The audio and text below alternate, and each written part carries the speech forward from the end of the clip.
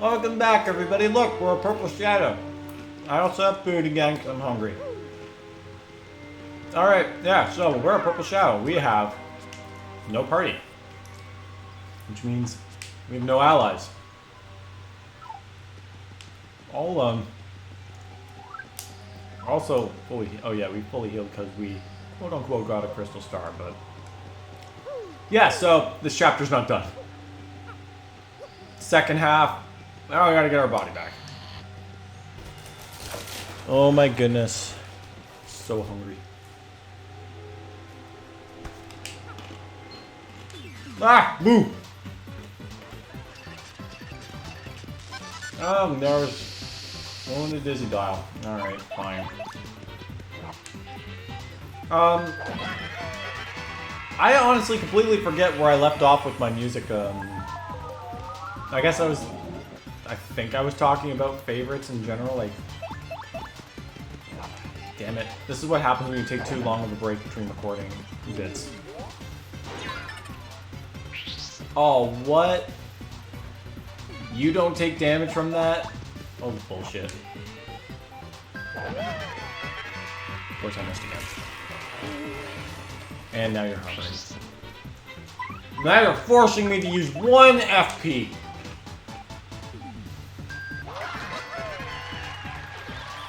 Double stylish. So yeah, I'm gonna try and go back as far back as I can remember on that conversation. And the last thing I remember mentioning was how Mario Party was like kind of what got me into video game music. Oh yeah, I think I remember. But first, Shadow Sirens.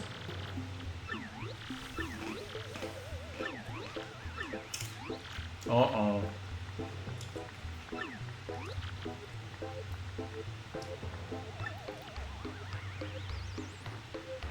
See, that's like exactly what Belden would say, but like she's not gonna admit that because she needs to blame somebody else.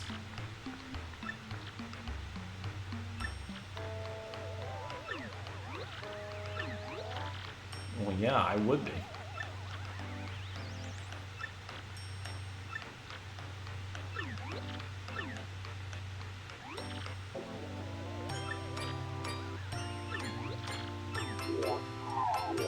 Rip Vivian. Don't worry, I'm here. I'm coming to the rescue. Yeah, so, like, with Mario, like, I was playing Mario games and Nintendo games, like, video games in general, since I was, like, 3 years old. So with the fact that I was introduced to video game music so early, like, even before I can really connect myself to the music that my parents listened to, because they listened to a lot of that. And there was a lot of old-timely songs that I really enjoyed. Oh. But, oh right, there's also a shine spread on the other. Oh, okay, that later.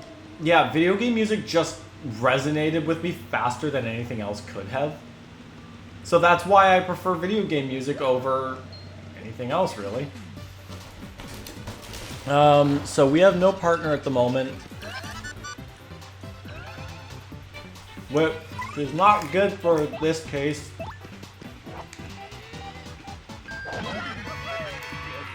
That thing puts us to sleep, we're in trouble. Okay, good, we got rid of it. And that's not good. Well, shit. I better hope I can super guard that.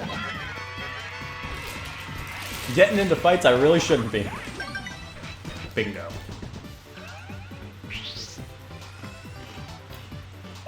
Alright.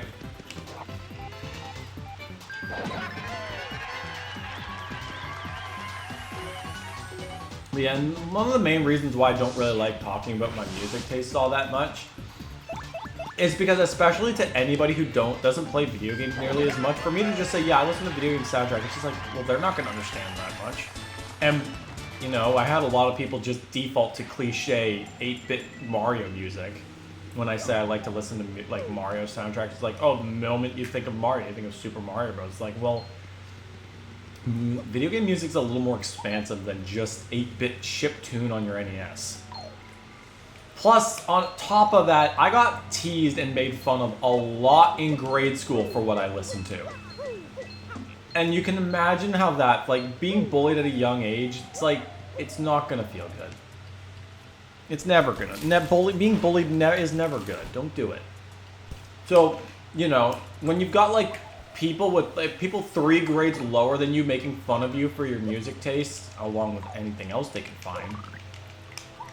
Of course, I'm not gonna bring it up very often. It's like I'm just gonna assume, well, people aren't gonna understand.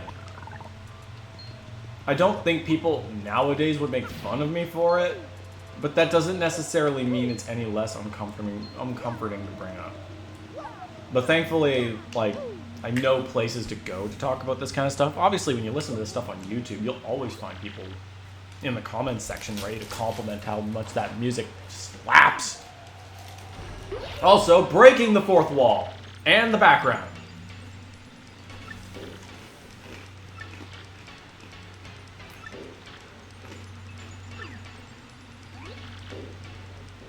Yeah, so he stole my body and my name. How he just takes my name is anyone's guess. I guess it just comes with my body. I don't understand exactly how you can't use your name if you're a shadow. Like, I can still say, yeah, I'm the real Mario. That guy's just a fake. You don't become me. You just look like me. You're still you. If you became me, you would have taken my personality too. I don't really think that's how it works. Okay, so this is unfortunately, you can't guess his real name because his real name involves a lowercase p, which just so happens to not be there. So this is the moment where we just make something up.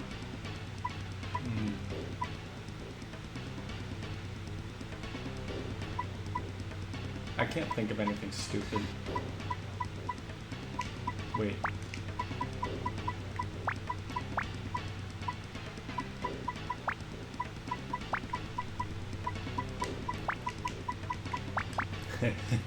Damn it.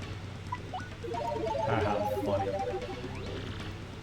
Who'd name their kid that? See, that's kind of why I wanted to think of something better, but... So, he tries to fight you here, but the deal between this fight is that you and him can't damage you. Like, neither of you can deal damage to each other. I'm just gonna throw an example. You can't damage him, but he can't damage you. So there's nothing you could do here. I don't know why you guys can't necessarily fight each other in this case. Maybe it's because we don't know his name, so he's got like a magic spell protecting him or whatnot. So we have to run.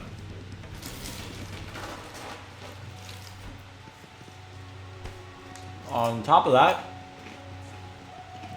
Oh wait, well everyone's back to normal. Primary example of characters who cannot, or who can be turned into pigs regardless of where they're from. There's this guy. And these 3. Remember them? I don't know if we did. We passed them. I don't think I've even talked to them yet.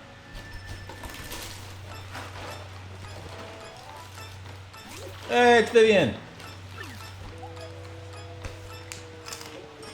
She's looking for her device so that I can help kill me. Let's help her. Hey, we found it.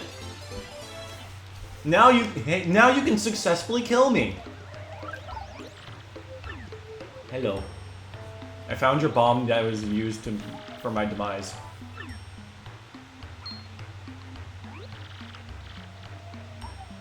Broken.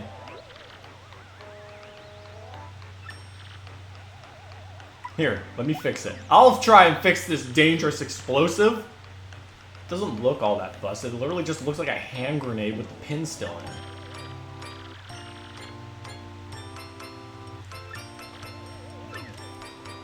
Also, it just flickers and disappears. What's your name anyway? Won't you tell me? Well, logistically speaking, I could, but apparently Mario just can't use it. Your name was stolen, I see. Well, I guess that happens from time to time. Wait, no it doesn't! I love that reaction. They have a nice little conversation even though no one's saying anything.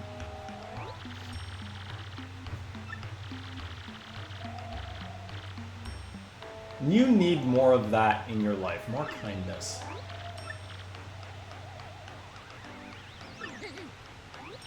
Mario knows that's not a smart idea, but he can't really... I don't know why, again, you can just say the other guy's a fake. This is the real, I'm the real guy. Like, we have 4 witnesses who saw what happened. You know what? The more I think about this, the dumber it gets. Everything about this chapter... Well, not everything about this chapter is stupid. Everything about that fight... This character literally... Like...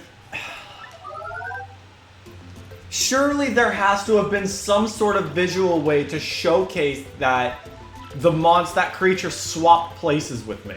Also, yeah, Vivian's joining us as a partner. Absolute glass of a partner, too. But there has to have been some sort of visual cue to showcase that monster swapped places with us. And with 4 people looking at it. And no one's once questioning the oddities between this. Yeah, so Vivian can, if you slip into the shadows like this in front of birds of all things, they start talking normally, despite the fact that the village is still full of people. Oh, so look, everybody's in here.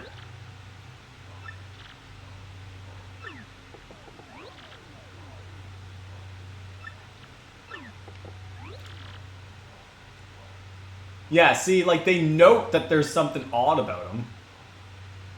Except the Milla tries to pass off as not totally weird.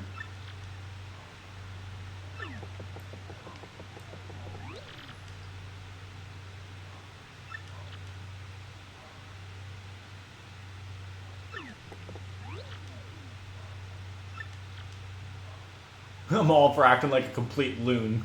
Yeah, see, they all note that it's not within his character, so they should be aware that something's wrong. They don't decide to piece together that the quiet shadow beside them might be, you know, the real Mario. You know what? My partners aren't all that smart right now. In any case, we've got Vivian now as a partner.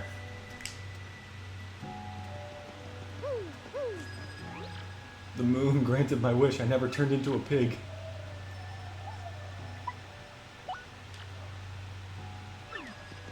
Princess Peach is on the moon. Hey Maud, listen to this. Ronnie, my oldest, is taking his SATs this year. I don't know what that is. I don't... Man, now I almost feel like I probably could be stupid for not knowing what that is. Oh well, let me be stupid. Wait a minute, there's a star piece over there. I'll take that. These are the birds we need to talk to. Whoops. So that Mario guy meeting with the mayor, he's actually the bad guy, right? And nobody even knows. Humans are so dumb it makes me want to peck their noses. Yes, everyone here is stupid. Whether or not these guys are humans is up for debate.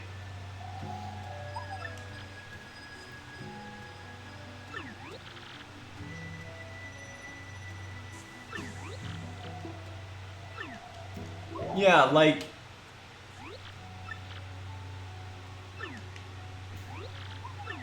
That's like kind of another question. Like, does someone have to know this character's name in order for it to work?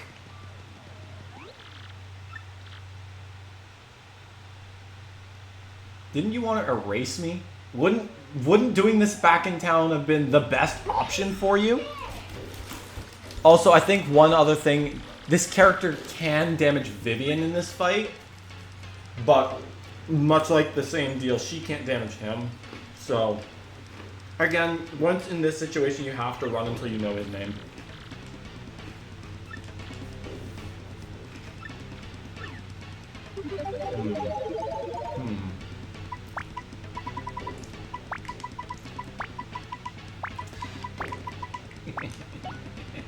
Yeah, you know, that's a shot fired. Name their kid that. Vivian's just sitting there like, I can only imagine she's trying her hardest not to laugh. Alright, once again, we have no choice. We have to run. Later, no name. Later, no name brand.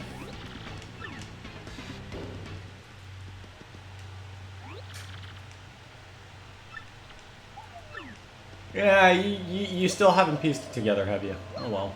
Let Vivian live in ignorance for a little while. Ooh, oh, I accidentally jumped on this guy. Ouch. Alright, well, I'm just gonna fight them. So, because I haven't really shown up with Vivian today. So, Vivian's a great partner because she is someone who can attack regardless of location.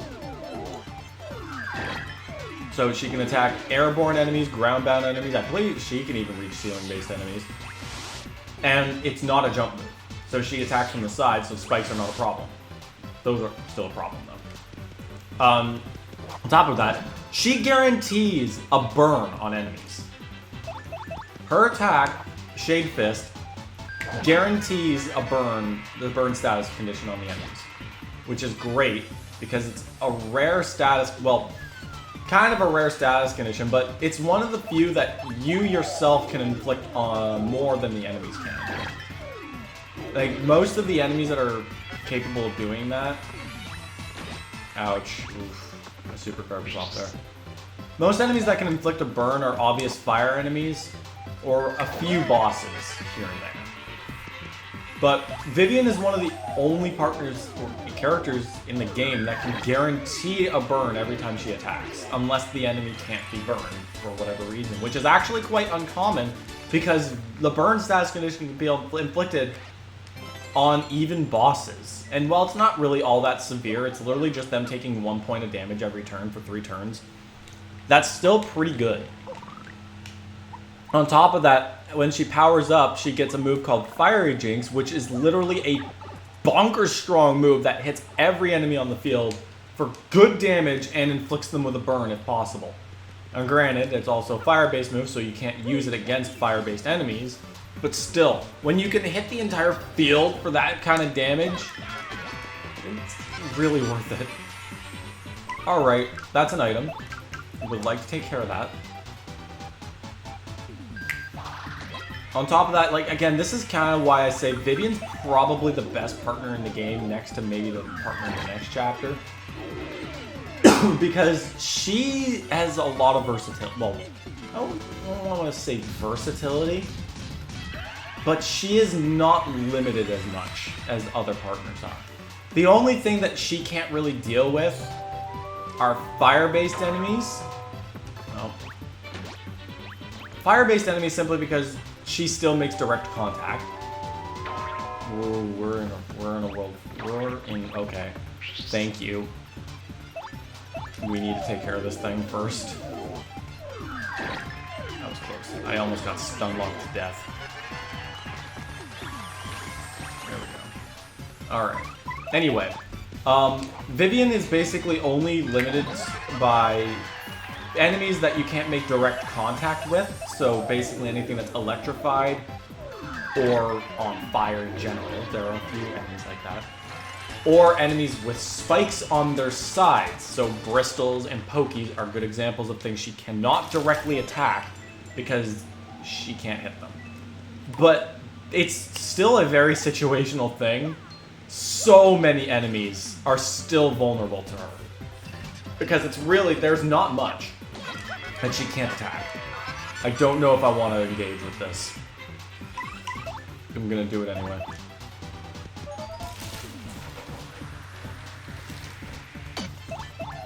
Well, that's kind of disappointing.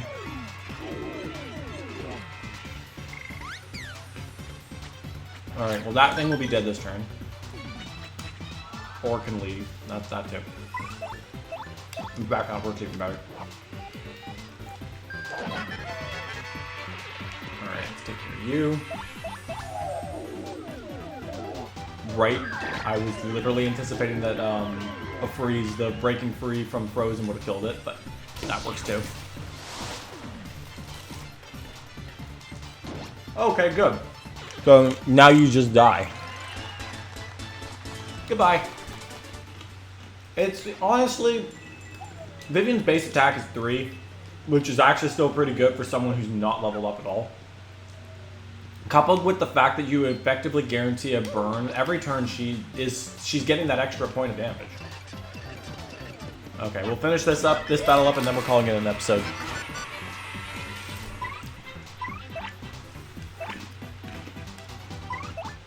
Alright. Unfortunately, we don't have access to fiery wings. Oh, I should probably mention this. We can't leave Twilight Town.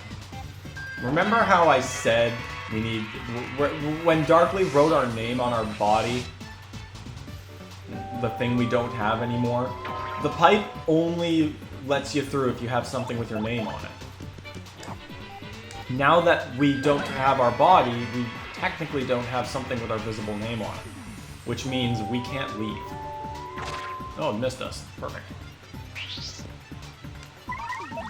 Vivian's dying. Less than perfect. Oh, right. I have a lot of life. I guess I can do. So, yeah. In this part of the chapter, we literally can't leave Twilight Town, which means we can't power up Vivian early. And, yeah. All because we had our body stolen. So, see you guys next time, where we will hopefully start getting our body back. See you then.